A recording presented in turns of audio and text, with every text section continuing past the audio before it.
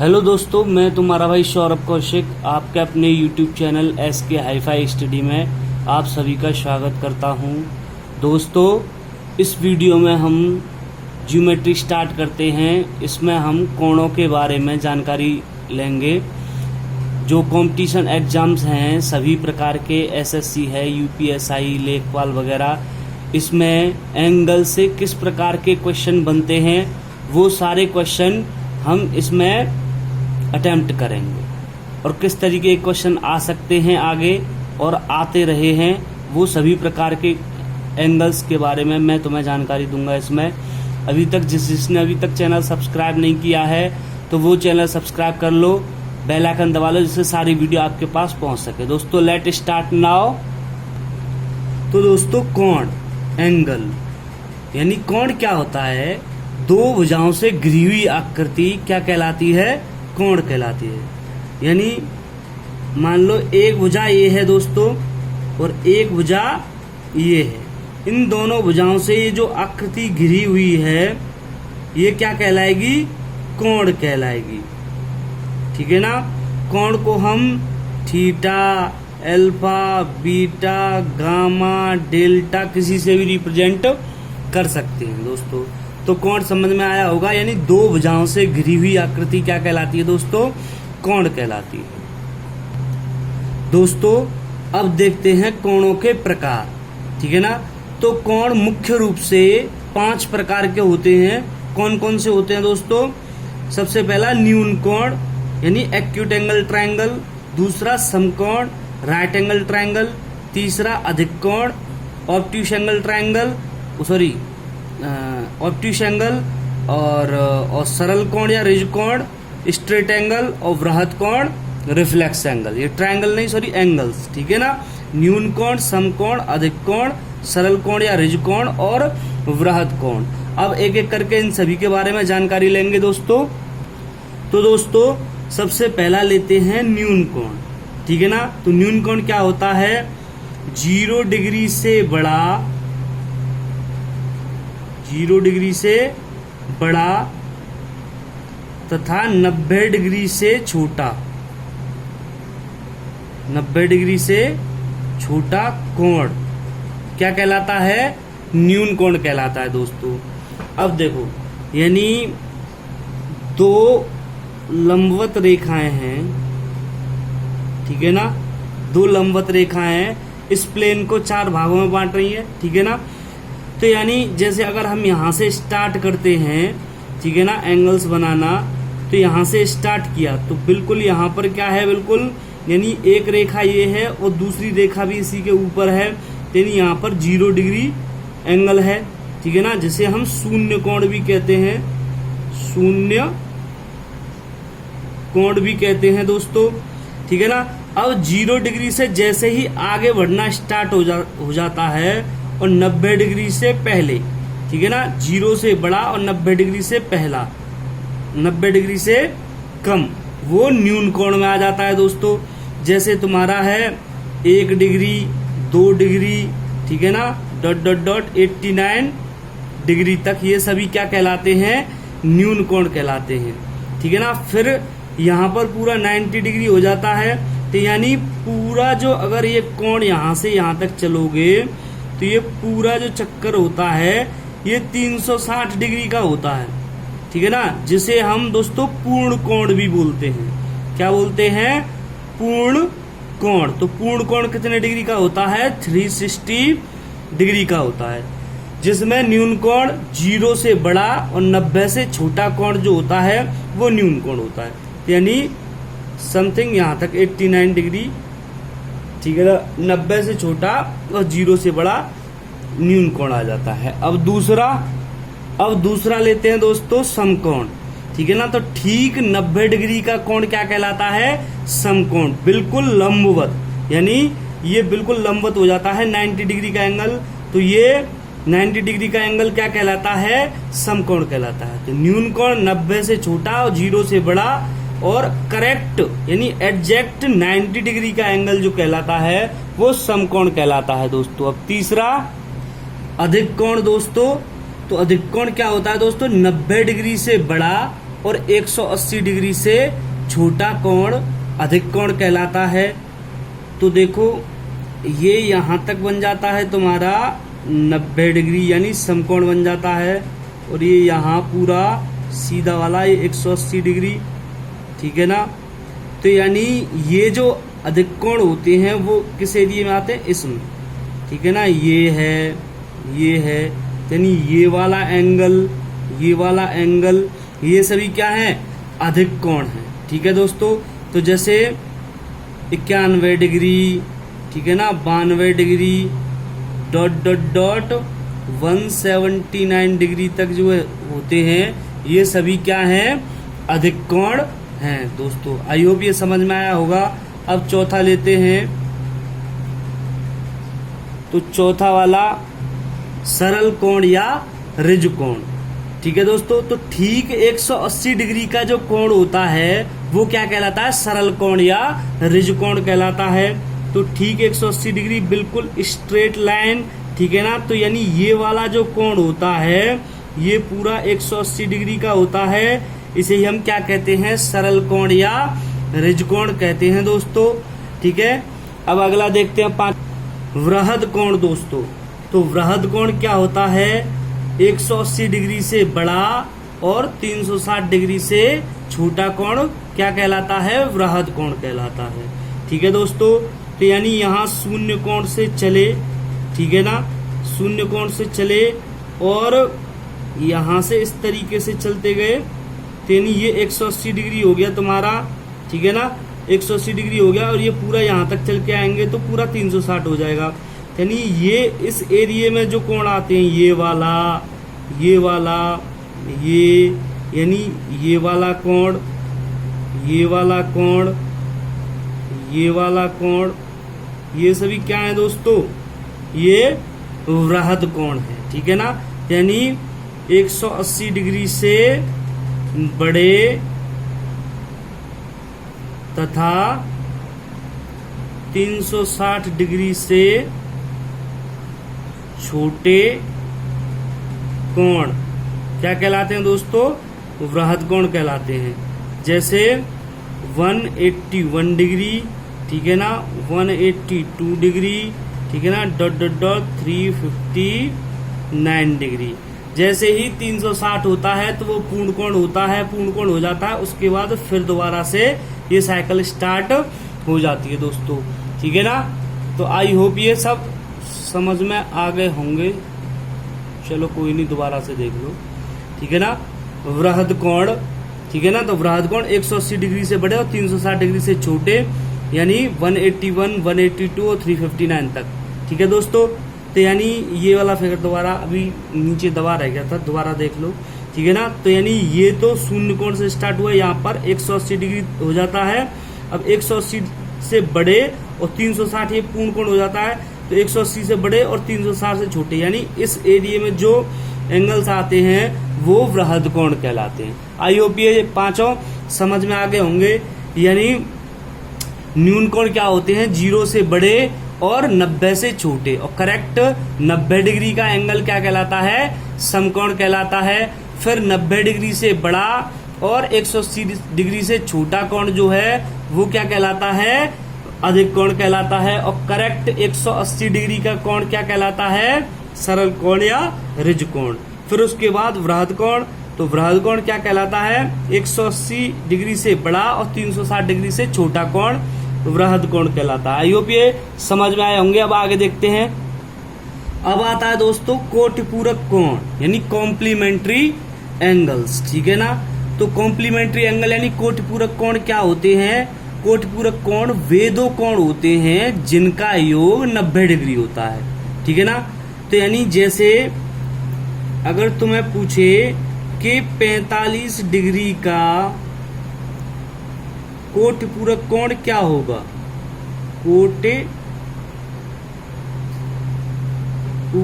कोण क्या होगा, ठीक है दोस्तों।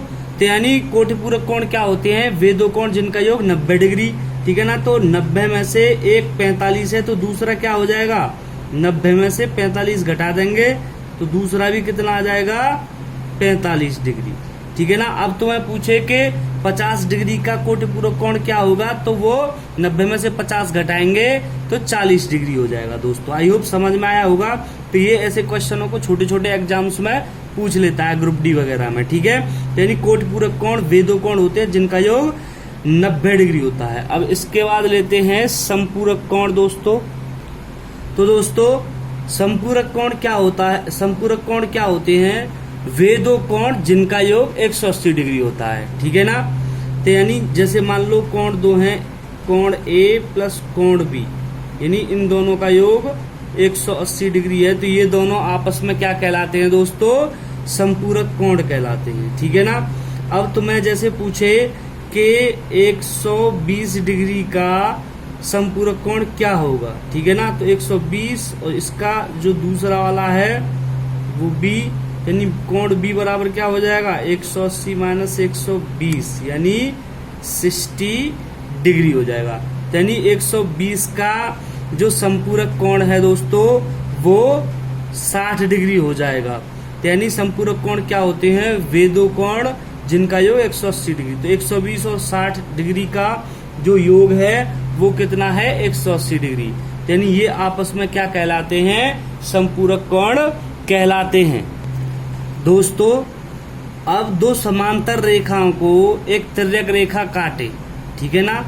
यानी ये दो समांतर रेखाएं हैं। समांतर रेखाएं क्या होती हैं कि जिनके बीच हमेशा दूरी बराबर रहती है। जैसे रेल की पटरियां हैं तो उनके बीच दूरी हमेशा बराबर रहती है, तो वो एक दूसरे के समांतर होती हैं। यानी दो समांतर रेखाओं को अगर एक तिर्यक रेखा काटती है तो दोस्तों, ठीक है ना।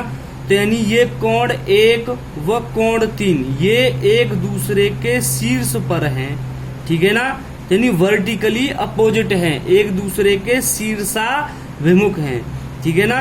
और कोण 2 व कोण 4 ये भी एक दूसरे के शीर्षाभिमुख हैं। ठीक है ना। कोण 5 व कोण 7 ये भी एक दूसरे के शीर्षाभिमुख हैं दोस्तों। और कोण 6 व कोण 8, ठीक है ना, ये भी एक दूसरे के शीर्षाभिमुख हैं। यानी कोण 1 व कोण 3, कोण 2 व कोण 4, कोण 5 व कोण 7 और कोण 6 व कोण 8 एक दूसरे के क्या हैं, शीर्षाभिमुख कोण हैं। शीर्षाभिमुख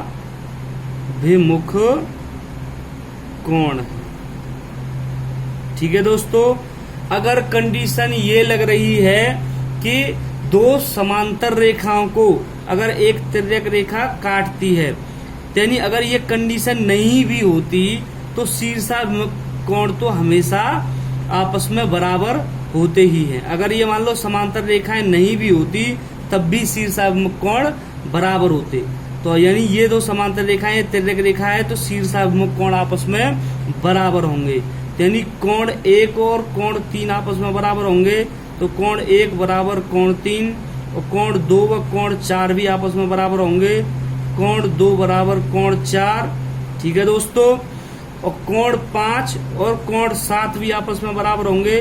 तो कोण 5 बराबर किसके होगा, कोण 7 के। कोण 6 और कोण 8 यानी कोण 6 और कोण 8 भी आपस में बराबर होंगे। यानी शीर्षाभिमुख कोण बराबर होते हैं दोस्तों। अब देखते हैं दोस्तों संगत कोण। ठीक है ना। यानी करस्पॉन्डेंस एंगल। ठीक है ना। संगत कोण कौन कौन से हो जाएंगे, यानी 1 यहाँ पर बना हुआ है, 5 यहाँ पर बना हुआ है। यानी 1 के संगत कोण कौन सा है, 5 है दोस्तों। ठीक है ना। 2 के संगत कौन सा है, 6 है। 3 के संगत कौन सा है, ये 7 है। और 4 के संगत कौन सा है, ये 8 है।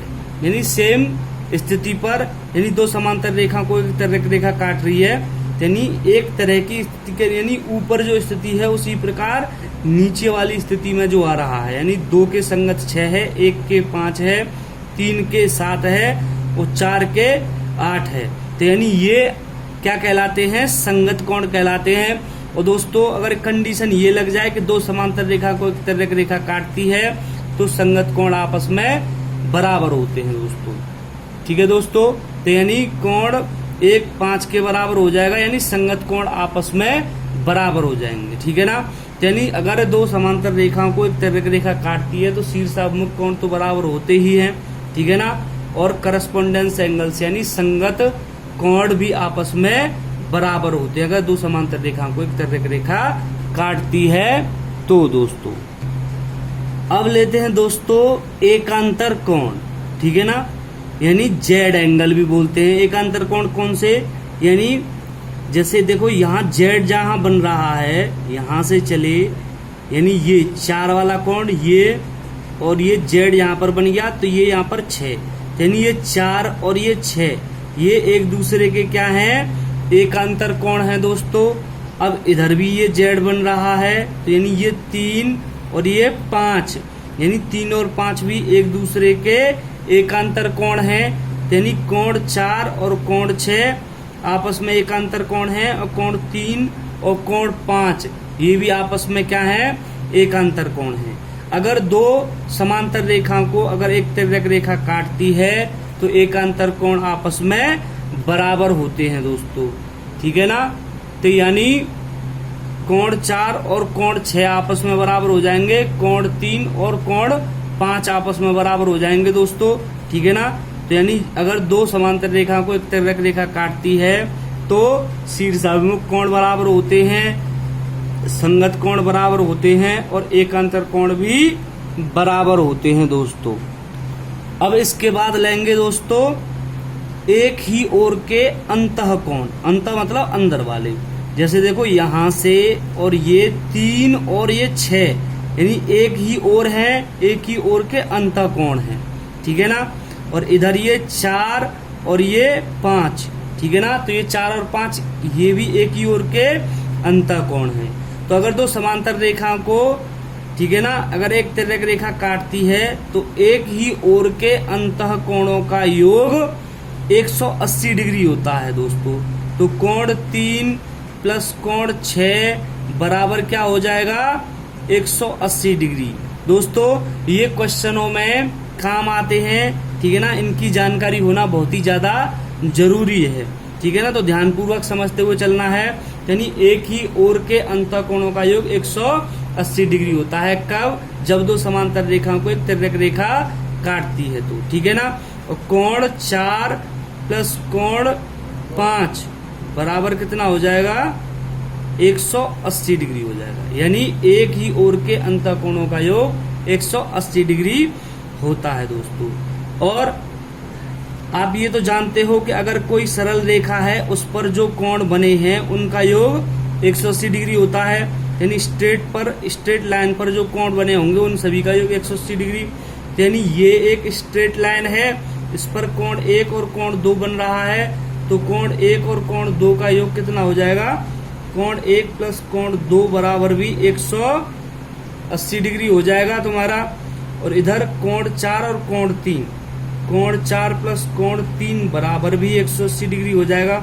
इधर अगर इस लाइन पर लोगे तो कोण 1 और कोण 4, कोण 1 प्लस कोण 4 बराबर भी 180 डिग्री, और कोण 2 प्लस कोण 3 ये स्ट्रेट लाइन पर बन रहा है। ठीक है ना, तो ये बराबर यानी कोण 2 प्लस कोण 3 बराबर भी 180 डिग्री हो जाएगा। ठीक है दोस्तों, तो इसी प्रकार ये कोण 5 प्लस कोण 6 बराबर भी 180 डिग्री, एक ही रेखा पर बने कोण है। ठीक है ना, और कोण 7 प्लस कोण 8 बराबर भी 180 डिग्री, एक ही रेखा पर बने कोण है। ठीक है ना, कोण 5 प्लस कोण 8 को लोगे यानी इसको और इसको, ये भी एक ही रेखा पर बने कोण है तो इसका योग भी 180 डिग्री। और कोण 6 प्लस कोण 7 यानी 6 और 7 को लोगे तो यानी इसका योग भी 180 डिग्री हो जाएगा दोस्तों। तो आई होप ये सिस्टम सारे समझ में आए होंगे। यानी शीर्षाभिमुख कोण बराबर होते हैं, शीर्षाभिमुख कोण यानी वर्टिकली अपोजिट, यानी एक के सामने 3 है, शीर्ष पर है यानी शीर्षाभिमुख, 2 के सामने 4 है, यानी इस प्रकार से ये शीर्षाभिमुख कोण। संगत कोण यानी जैसे कोण 1 के संगत कोण 5 है, कोण 2 के संगत कोण 6, इस तरीके से ये संगत कोण। ठीक है ना, उसके बाद फिर मैंने जेड एंगल यानी एकांतर कोण बताए थे, तो यहाँ जहाँ जेड बन रहा है तो कोण 4 और कोण 6 ये एकांतर कोण है, कोण 3 और कोण 5 ये एकांतर कोण है। ठीक है ना, फिर एक ही ओर के अंतःकोण बताए मैंने, तो कोण 3 और कोण 6 की ओर के अंतःकोण है, कोण 4 और कोण 5 भी एक ही ओर के अंतःकोण हैं, ठीक है ना। और एक ही रेखा पर बने कोण आप जानते हो कि एक ही रेखा पर कोण 1 और कोण 2 बन रहा है, कोण 3 और कोण 4 इस रेखा पर बन रहा है, ठीक है ना। तो यानी अगर दो समांतर रेखाओं को एक तरह रेखा काटती है तो शीर्षाभिमुख कोण बराबर होते हैं, संगत कोण बराबर होते हैं, एकांतर कोण बराबर होते हैं, एक ही ओर के अंतःकोणों का योग 180 डिग्री होता है दोस्तों, ठीक है ना। और एक ही रेखा पर बने कोणों का योग 180 डिग्री होता है। एक ही रेखा पर बने कोणों का योग भी 180 डिग्री होता है। इन सभी चीजों को ध्यान में रखते हुए चलना है दोस्तों, ठीक है ना। आई होप ये सारे एंगल्स हैं आपकी समझ में आए होंगे। तो दोस्तों अर्थमेटिक के साथ साथ ज्योमेट्री भी साथ लेके चलते हैं, ठीक है ना। और ज्योमेट्री में भी 0 टू हाई लेवल लेके चलेंगे, बिल्कुल 0 से अपर लेवल तक लेके चलेंगे। और जिसने अभी तक चैनल सब्सक्राइब नहीं किया है वो सब्सक्राइब कर लो, बेल आइकन दबा लो, जिससे सारी वीडियो आपके पास पहुंच सकें, सारे नोटिफिकेशन, क्योंकि ये वीडियोस जो हैं आपको टेस्ट क्लियर करवाने में बहुत मददगार साबित होने वाली हैं दोस्तों। नेक्स्ट जो एग्जाम आ रहे हैं उसकी अच्छी तैयारी इनसे हो सकती है, चाहे किसी भी टाइप का एग्जाम सही आप क्रैक कर सकते हो दोस्तों, धीरे धीरे करके, ठीक है। आप सभी का प्रेम पूर्वक बहुत बहुत धन्यवाद दोस्तों, ठीक है, धन्यवाद।